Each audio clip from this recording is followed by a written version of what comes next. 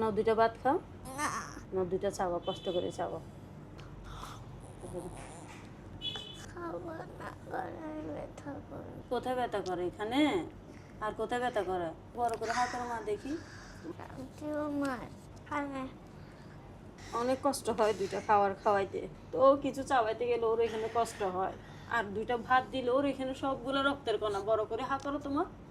ওই দেখেন ওর গলার মধ্যে সব রক্তের কণা। আমি হাত জোর করে বলি আমি বাঁচতে চাই, আমার ভিডিওটা সকালে শেয়ার করে দিন। আমি এমন একটা মা, আমার সব কিছু বেশি কষ্ট হচ্ছে কি জানেন, আমার বাচ্চাটার পেটে অনেক খিদা, কিন্তু আমার বাচ্চাটা খাইতে পারে না। অনেক কষ্ট লাগে আমার বাচ্চাটাকে যখন খিদে ও কাতরায় কাঁদে, আমি দুইটা খাওয়াইতে বসলে খাওয়াইতে পারি না। এই সাদা ভাত খাওয়াচ্ছি কারণ এই সাদা ভাতটাও খাইলে ওর এখানে জ্বলে, এখানে ওর আটকা জায়গা। তাহলে আমি ওকে যদি একটু তরকারি দিয়ে ভাত খাওয়াই তাহলে তো আমার মেয়েটা এমন মরে যাবে। খাওয়াইতে গেলে এরকম সবসময় কান্না করে, ওর গলায় বেজে যায়, গলা ধরে রাখে, গলা চিবাই নিতে পারে না, বলে যে আমার এখানে বাজি গেছে। ডাক্তাররা বলছে ওর এখানে কোনো কাটা জাতীয় কোনো কিছু যদি ঢুকে, যদি আমার নুকের কোনো একটু কোনা লাগে তাহলে ওইখান থেকে অনেক ব্লাড বের হবে। তাহলে দেখছেন রক্তের কণা সব মানে কি একটা একরকম হয়ে গেছে।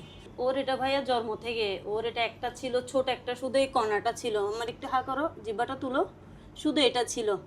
এখন এটা থেকে ও যত বড় হচ্ছে এই জিনিসটাও তত বড় হয়ে যাচ্ছে। ও চিকিৎসা করাইছিলাম আমি বাংলাদেশে, সব জায়গায় চেষ্টা করছি, ডাক্তাররা বলে দিচ্ছে ওর বাংলাদেশে কোনো চেষ্টা নেই, যে ট্রিটমেন্ট নেই।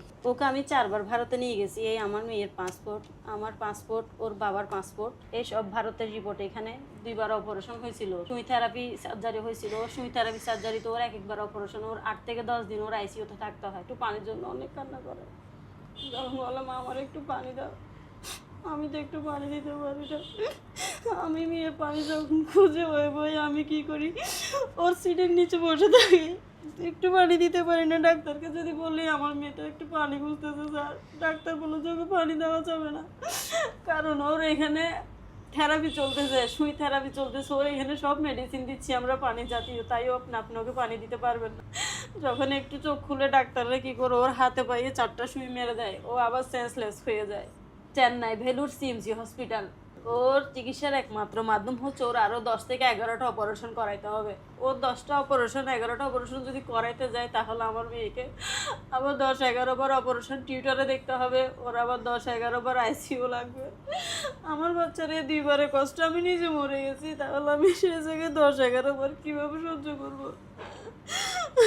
ওর এখানে অনেক যন্ত্রণা। এ দেখেন এর এখানে দেখছেন আমাদের রগের শিরা এরকম নাই, কিন্তু গলার শিরা মা একটু কষ্ট করো। আমার এই বাচ্চার দেখছেন এখান থেকে কি অবস্থা হয়ে গেছে, আমার বাচ্চার এটা পুরাটা একটা বিষের কণা হয়ে গেছে। দেখেন ওর চোখ মুখগুলো পর্যন্ত মানে কি একরকম হয়ে গেছে। আমার বাচ্চার শরীর দিনে দিনে যত তো অবনীর দিকে চলে যাচ্ছে, আমি জানি না আল্লাহ তাআলা কোন দিন আমাকে ওই টাকা পয়সা জোগাড় করে দিবে, হয়তো সেই দিনে আমি আমার মেয়েকে বাঁচাতে পারবো না। টাকা থাকবে আমার জান্নাতুল থাকবে না, এখন আমার জান্নাতুল আছে কিন্তু টাকা নেই। তখন টাকা থাকবে তখন আমার মেয়েটা আমার কাছে থাকবে না। হয়তো ডাক্তাররা যেরকম বলছিল ওর ট্রিটমেন্টের অভাবে ও আকাশের পাখি হয়ে যেতে পারে, আমি এখন সেটা বুঝতেছি না। আমার মেয়েকে আকাশের পাখি হয়ে যাবে না আমার কাছে থাকবে।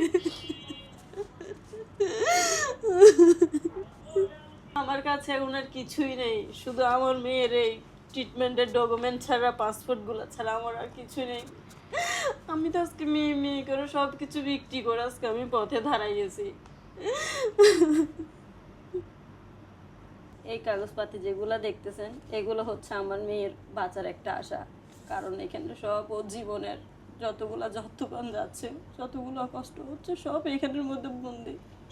আমার তার কিছু নেই, শুধু মেয়ের পাসপোর্ট আমাদের আর মেয়ের ডকুমেন্ট ছাড়া আমার কাছে আর কিছু নেই। দেশ ও প্রবাস 2025 সালে আগে আসছিল বিদায় আমার মেয়ে আমাকে এখনো মা ডাকতেছে, নাহলে আমি তখন আমার মেয়েকে হারাই ফেলতাম। তো আমি এখনো সে আশা নিয়ে আছি, আমার দেশের প্রবাসের সবাই আমার মেয়ের জন্য আগে আসবে। যে 1 টাকা দিচ্ছেন তার জন্য আল্লাহর কাছে আমার মেয়ের শ্বাসটা যাচ্ছে, যে শেয়ার করতেছেন তার জন্যও যাচ্ছে। আমার এটা এখনো মাসুম বাচ্চা, ওর শ্বাস প্রশ্বাস, ওর প্রতি অঙ্গ অঙ্গে যতগুলো নিঃশ্বাস পড়বে সবগুলো আপনাদের সবার জন্য আল্লাহর দরবারে পৌঁছাবে। আমাকে 2025 সালে দেশবাসী 9 লক্ষ টাকা প্লাস সাহায্য করেছিল।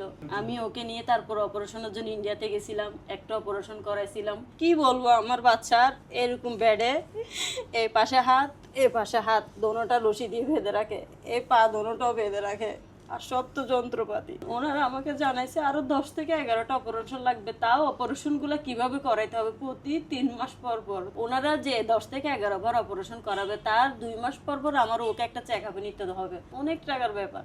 দুইটা অপারেশনে আপনি ভারতে কত টাকা খরচ করছেন? 15 লক্ষ টাকার উপরে খরচ হয়েছে 15 আমাদের লক্ষ টাকা দুই অপারেশন। 2 অপারেশনে। তাহলে তো আরো 11টা অপারেশনে তো অনেক টাকা। অনেক টাকা। চায়নার বেজিং চিন্দু হাসপাতালে বলছে আমার মেয়ের 2টা অপারেশন, আলহামদুলিল্লাহ আমার মেয়ের 90% সুস্থ হবে, তাও 2টা অপারেশন ওর 22 লক্ষ টাকার কাছাকাছি লাগবে। চায়নাতে বলছে দুইটা অপারেশন। হ্যাঁ, চায়নাতে বলছে আলহামদুলিল্লাহ শুধু 2টা অপারেশনের মাধ্যমে আমার জান্নাতুল 90% সুস্থ হয়ে যাবে। তাও চায়নাতে একবার যাবো যে আমরা যখন যাব তার 1 সপ্তাহের মাথায় একটা অপারেশন হবে, আবার আসার আরেক সপ্তাহ আগে আরেকটা অপারেশন হবে। এই 2 অপারেশন আমার জান্নাতুল সুস্থ হতে পারে। 90% আশানো উনি আমাকে দিচ্ছে। আমি দেশবাসীকে বলবো, আপনারা তো আগে আসছিলেন, আমি আপনাদেরকে এখনো বলতেছি, আপনাদের সহযোগিতার কারণে, আপনাদের আশা ভরসায় আমি এখন আমার মেয়েকে নিয়ে বেঁচে আছি। তো আমি আপনাদের কাছে অনুরোধ করব, আপনারা 2025 সালে যেভাবে আমার জান্নাতুলের পাশে ছিলেন, আমার মেয়েকে বাঁচাইয়েছেন, ওর জীবনটা দান করছেন, একটা নতুন জীবন দিয়েছেন। 2026 সালে আমার মেয়ের পাশে এসে দাঁড়ান। আমার মেয়ের চায়নাতে যদি আমি ভিসার কাজ করতে যাই, আমার 13 লক্ষ টাকা আমার নিজের ব্যাংক ড্রপ দেখাইতে হবে। তো আমার থেকে তো ভাই 13 টাকাও নাই, আপনারা তো সেটা জানেন। তো আমি 13 লক্ষ টাকা কোথায় পাবো? আপনারা যদি সহযোগিতা করেন, আপনারা যদি আগায় আসেন, 1 টাকা 2 টাকা 5 টাকা 10 টাকা যার সামর্থ্য যতটুকু আছে, আমার এই মেয়ের ভিডিওগুলো যদি আপনারা একটু শেয়ার করেন, কমেন্ট করেন, তাহলে আমি মনে করি আরো দ্রুত আমার মেয়ের ট্রিটমেন্ট আগাইতে পারে।